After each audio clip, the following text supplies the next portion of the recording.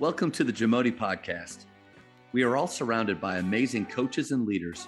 So let's get an inside look at not just what they do, but how they do what they do.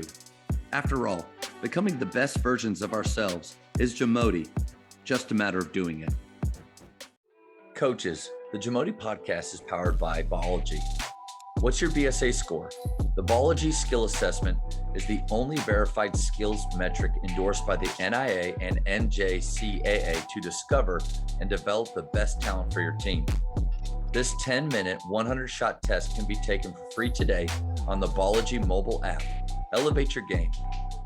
At your level, especially with the style that you play, and I can just tell from talking that free-flowing players making plays and probably shooting the three quite a bit, which I love. What role do analytics play with the way that you teach?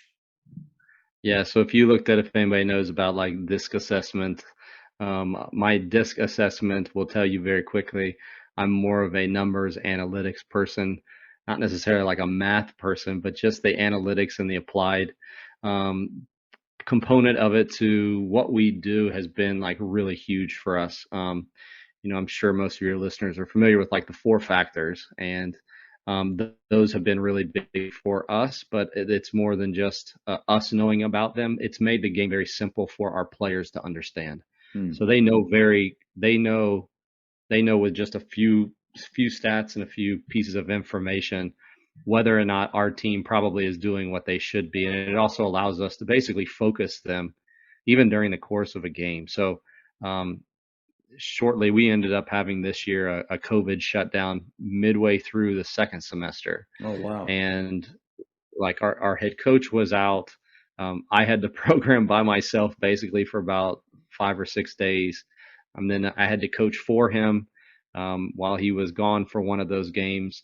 And it was a really important time for us to basically kind of like um, it allowed us at that point of the year to have enough data and information to be able to the guys they saw like what mattered to us winning. And if you've listened to anything that I've done before, you'll hear me talk a lot about that. I do think the analytics allow you to focus on specific things because again, we as coaches have so much information, and even at our level, I mean, I've got access to Synergy and to Huddle, and there's stats because of the Huddle that we use that I mean, there's all kinds of things that you can be looking at. And again, you can sometimes like go and pick out things that, yes, those had an influence on winning, but like what really mattered to our team big picture that either helped us win this game or caused us to lose this game. And, our numbers broke down exactly the way that they were said or that Dean Oliver described them as breaking down, and we were no exception to that. So the guys knew like we needed to shoot the ball well. That completely determined part of our practice plan, like how much time we spent and where we got shots. And they saw then the importance. They understood the importance of getting up their shots outside of practice. It's not something that I had to pull their leg on or convince them of, because they were able to see the information and data. And it's not necessarily that they have to love that. I don't know how many high school players are really going to get into that and really love that, but like all analytics does is it describes for you in numeric form what's happening. Yeah. It's not like, do you believe in analytics or not? That's like, do you believe in the sun or not? Like, I don't care if you don't think that if you go out in the sun in the summertime, you're going to get burned. It's just describing. The burn is going to tell you what the sun is doing. And like that's what analytics are. They're just telling you what's happening. And when you describe it that way to your players, they're like, oh, okay. And again, once you collect enough information, you have enough game data that you see in these 15 games, when we won effective field goal percentage, didn't kill ourselves with turnovers, and we stayed even or won the rebounding battle. We won X amount of games like that. They're going to be like, oh, okay, I get it. And again, by the time we got to that point, going back to my story by the time we got to that point in the season, it was very clear to them what they needed to do to win. And fortunately, the head coach came back, and we went on a run there, and we ended up winning the regional championship, went on the nationals, and finished the season placed fifth in the country, because they bought into the analytics and, more importantly, what we were trying to do. And those analytics, again, just describing what was happening out there on the court. So when I talked to them about, the kid that was our undersized big man this year, he's only 6'4", but had his best game of the year and bought into exactly what we said going into the regional tournament. I said, Steph, you have to be able to get double figures in scoring just off of rebounding, offensive rebounding, putbacks, and then making your free throws. He had his best game of the season in the regional championship game, and we won, I think, by like double digits that game. It was a perfect example of somebody who bought into the things, and we just used the numbers to show him what mattered. He knew what mattered, and he went out there and did what he was supposed to do. Rebounded well, made his free throws, finished inside, got some and ones, and I mean, it was directly related to those numbers. Those numbers were used just to just help him understand what mattered. He was able to focus on what mattered, and I think that's a big part of it. So like those things allow us to focus on what matters and allows your players to focus on what matters. It allows us to focus on what we're practicing in practice.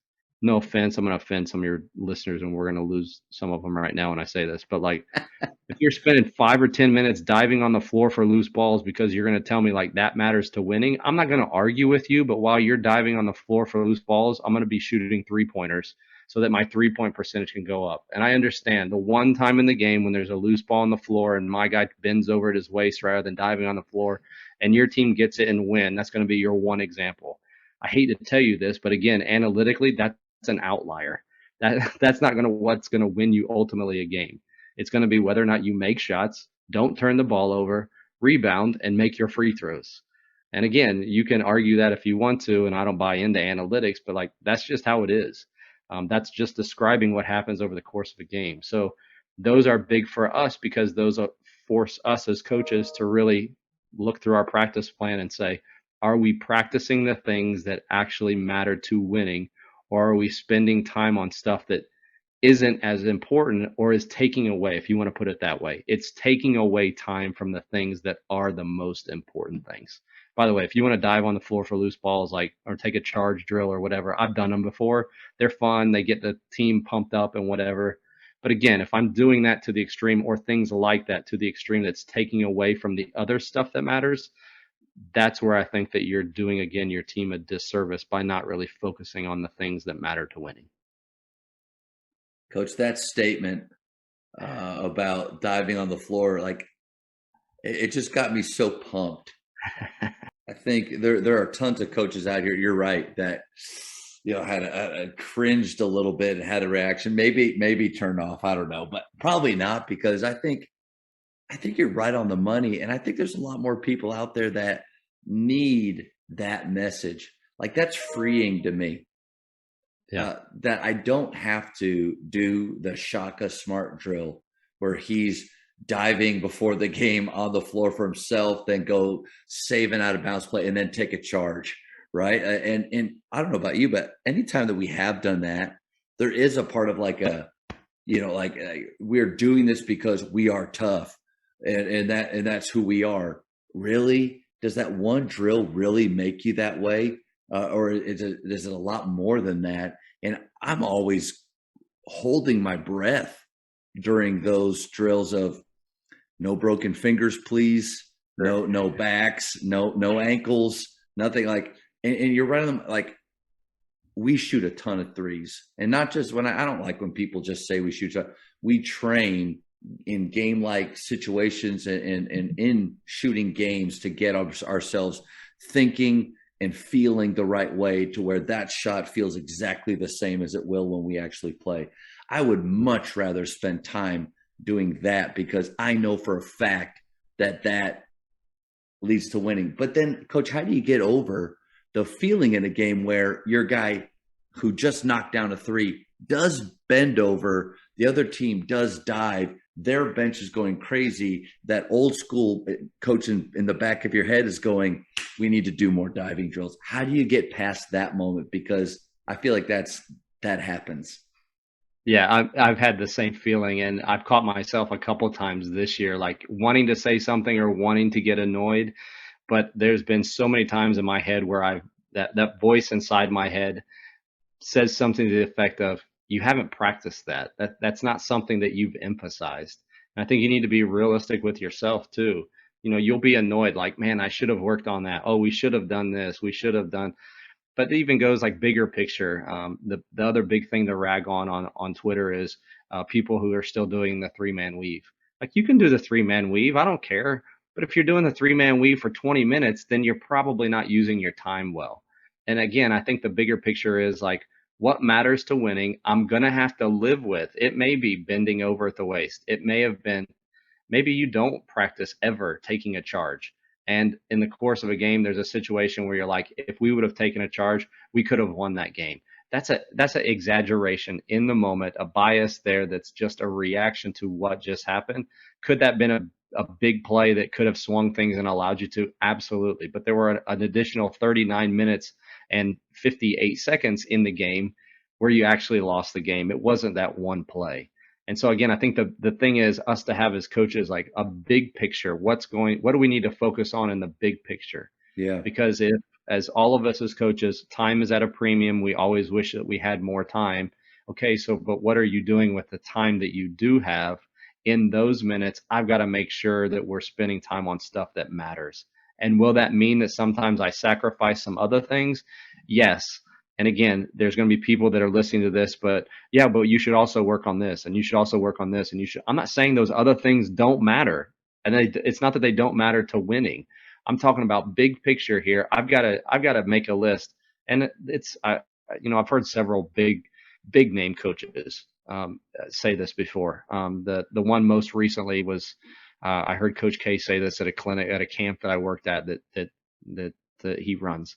But he said there are so many different ways to do what we do as coaches. And just look at like the last 20 teams that have won the NCAA tournament. Like they're not all the same. They all Yeah. emphasize the same kinds of things, but they also have very dramatically different emphasis within practice. Just go to any one of those practices. I think of like a practice. I was at the Final Four a few years ago in Minneapolis, and I went to the different shoot arounds, and I saw like the way that Texas Tech and Chris Beard at the time was doing just a walkthrough versus the way that at that time Virginia did their walkthrough. And we're down here in Greenville, South Carolina, where they host every 4 years or so the NCAA tournament, the first and second round. And this year we had Michigan State in our gym, so I got to watch Michigan State practice. I'm telling you, there's not a team in the country that does what Michigan State was intensity wise, like at that level. It's just unreal. Like the week of an NCAA tournament game, potentially their last game of the year, the day before a game, the way that they're practicing was insane. It's totally different from what other people are doing. And Tom Izzo's had success, and this year Kansas had success, and like there's just different ways to go about it. But I think that you'll probably, when you go to the teams that are successful, you'll go that they do focus on those four things that we just talked about. But they can do minor things that are different. So if you do the 3-man weave, like do the 3-man weave, that's awesome. But don't do it for 15 It minutes. sounds like If you want to, you've read Fake Fundamentals by Brian McCormick. That are you familiar with that? yeah, Brian's another great one. Yeah, He Brian's will got a lot open of your great mind stuff. to some things that closeouts. I don't know how many times I repped choppy feet and all this stuff, and then to read that and that I love what I love about doing this and talking with people is the light bulb moments that you have. I've only been doing it for 15 years, but having played in some things and been in love with the game since I was 9, I'm still just learning so much from people like yourself. So this is great. This is great. Yeah, I mean again, the big thing about our game is that it is constantly changing, and we're learning things new every year. It feels like, and again, I do think that this is our sport is one of those things where we've passed down a lot of our previous knowledge from the previous group and the previous group. Well, this is the way that my coach did it, so it Yeah. must be the right way. And if you do things differently, like you're dumb, you don't know what you're doing. Again, there's a lot of different ways to go about doing it. It doesn't mean that what you're doing is necessarily wrong, but I heard last year Doug Novak said something at a clinic that we were hosting. He was like, I am so convinced in my mind that what we do is the right way and the best way, but I'm not smug enough to think that my way is the only way. Hmm. So I'm willing to listen to hear about other ways and learn if there is a better way. But I do want to be so convinced because I do think that there comes along with that a passion that, to your point that you mentioned earlier, your team's going to buy into that. And if I don't know if this is how we should do things, or I'm not sure if this is the right way to do it or not. Like that's bad leadership. Yeah. And that's going to lead to a team that isn't bought in on or whatever. So it's not wrong to change. I'm sure there'll be things next year that we change that I look back on this year and be like, man, I really thought that was the way to go about doing it. Or our game has changed and that's not the way to go about doing it anymore. Or the types of teams that we're playing. And that's fine too. You don't have to be so proud that you have to do it the same way forever. But I do think that we sometimes hold on to things within our game because it was the way that it's always been done. And we won, my head coach won 20 championships. And so that's the way that we're going to do it. That's fine. But that was probably for his time and his era against the type of teams that he was playing. Just make sure that it's right for your team as well. Yeah. And the big thing I'm hearing is, one, like as a coach, you need to, what's your authentic style? Like what really fits your personality? What do you enjoy teaching? But then finding out within that avenue and with those 4 factors or 4 ideas, like what really contributes to your team winning. Go back through those practice plans and go back through your stats and things and breakdowns from games and really pick it apart. What are we doing that just looks sexy in a practice plan, but doesn't contribute to those 4 factors? Like, I think that's a huge idea right there. Thank you for checking out today's episode. Please take a moment to subscribe to this podcast, share it with your fellow coaches, and find us on social media for what's coming up next on the JAMODI podcast. It's just a matter of doing it.